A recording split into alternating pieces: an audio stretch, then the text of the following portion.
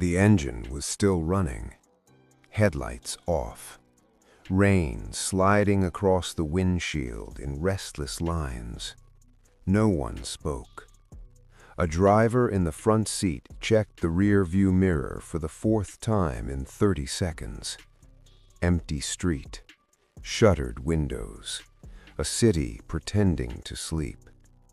In the back seat, a man sat motionless beneath a dark jacket pulled high around his collar, cap low, face half-shadowed.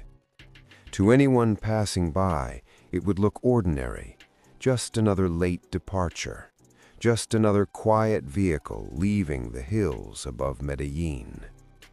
A second car idled 2 blocks behind. A third waited near the main road. The route had been mapped carefully. Side streets, construction detours, an abandoned checkpoint no longer staffed. The plan was simple. Move him before dawn. Cross the outer ring before the first patrol rotation. Reach the countryside before sunrise. From there, disappear. One of the men in the front whispered, "We have 10 minutes." The driver nodded. He placed the car into gear. The vehicle rolled forward slowly, tires whispering against wet pavement. No sirens, no flashing lights, just the sound of rain and breathing.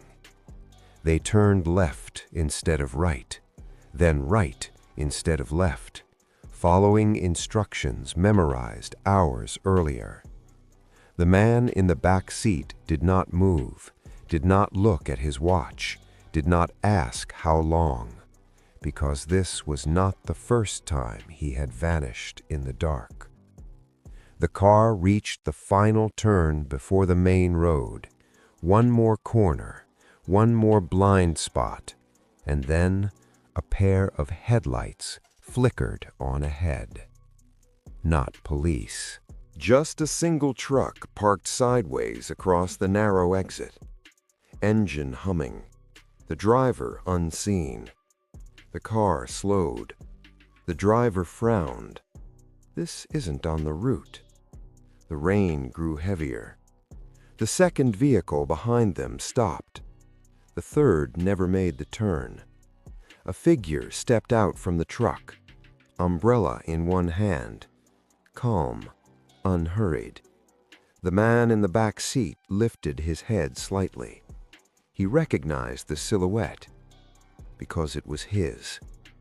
If you're drawn to the untold stories of power, betrayal, and men who ruled through fear rather than noise, you're already in the right place. This is Escobar History Files. Subscribe and tell us in the comments where you're watching from and what time it is right now.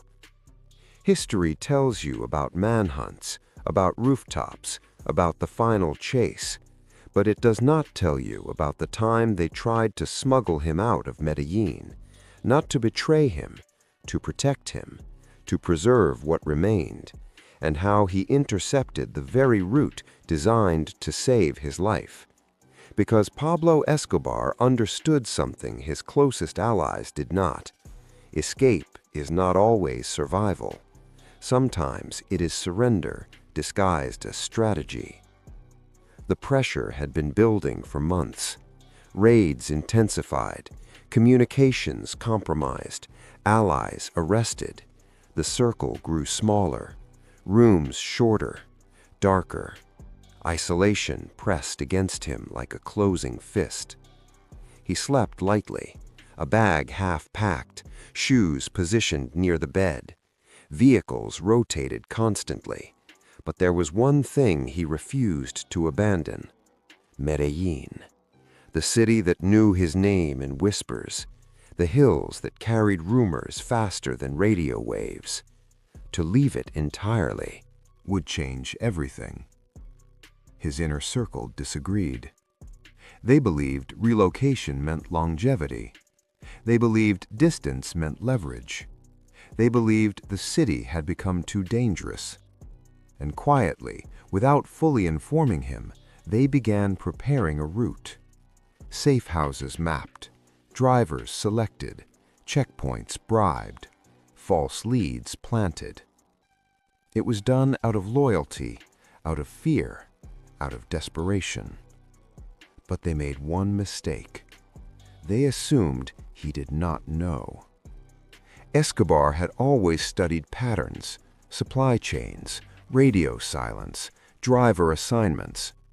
When one of his most trusted men began asking subtle questions about rural properties, he noticed. When fuel logs showed unexpected mileage on vehicles not yet deployed, he noticed.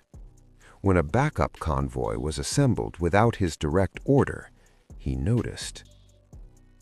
What Pablo didn't know at first was whether this was protection or betrayal. But uncertainty is information. He said nothing. He did not confront. He allowed the planning to continue. He watched which names appeared on the route list. He observed who volunteered for escort duty, who seemed too eager, who seemed relieved.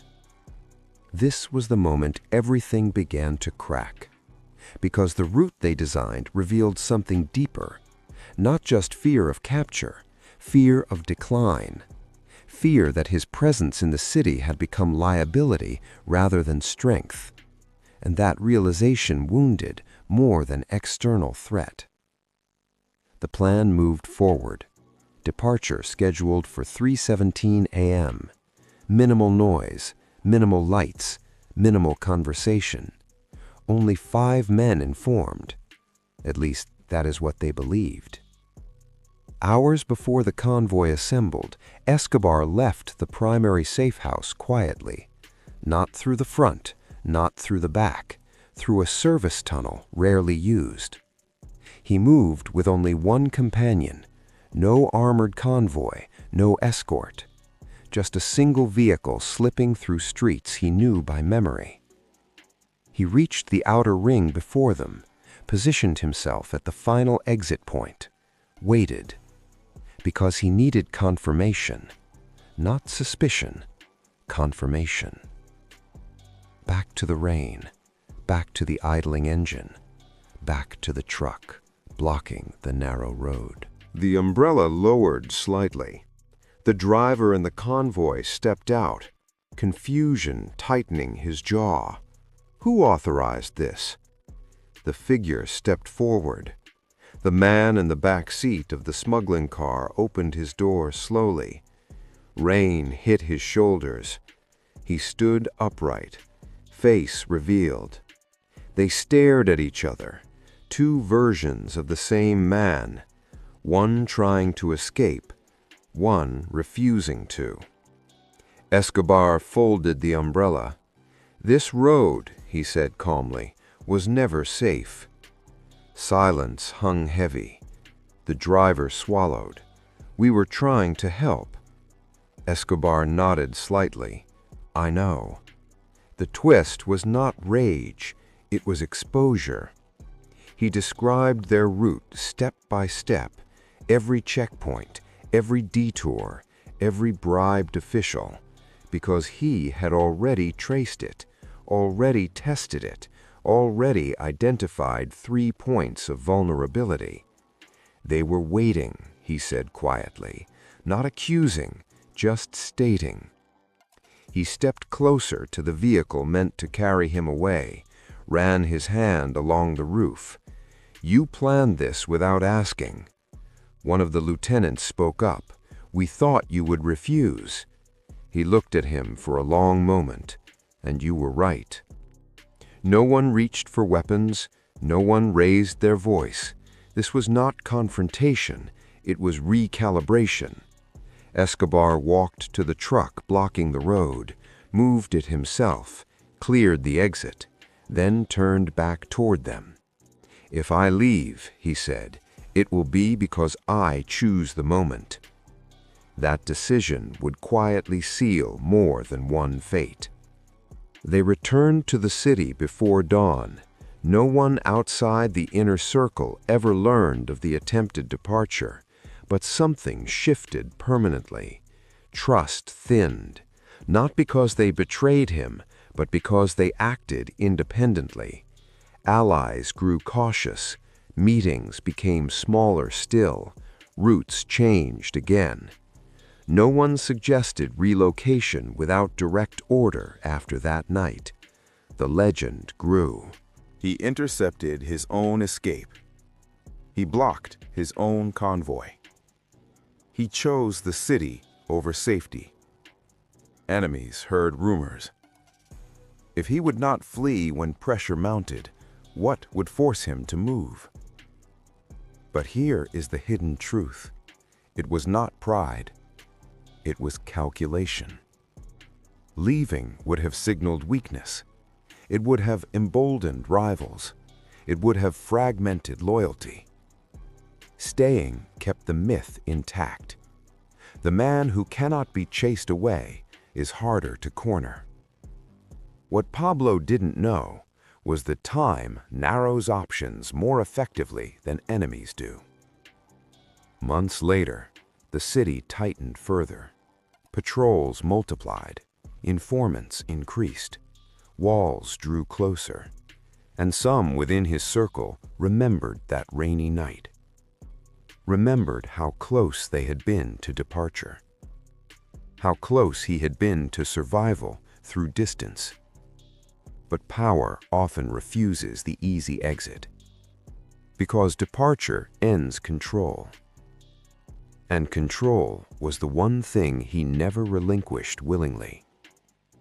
The attempted smuggling became legend in hushed conversations, a story told carefully, a reminder that even allies must wait for his signal, that escape without his permission was unacceptable, and that no road existed beyond his awareness. In the end, the irony lingered. They tried to smuggle him out to preserve him. He intercepted the route to preserve authority. One act prioritized life, the other prioritized control. History rarely distinguishes between the two. The rain that night washed the streets clean by morning. No evidence, no reports. Just another quiet evening in a city accustomed to tension. But in the minds of those who stood on that road, something permanent settled. He cannot be moved. He must choose. And perhaps that is the final lesson. Power is not measured by how fast you can run. It is measured by how long you can stand still under pressure. Escape promises safety, but safety sometimes weakens influence. Control requires presence, even when presence invites danger. They thought they were saving him. He believed he was saving the myth. And in the quiet space between those two beliefs, history decided which mattered more. Because in the end, the most dangerous decision a powerful man can make is not leaving, it is staying. This is Escobar History Files. Subscribe for the stories history tried to bury.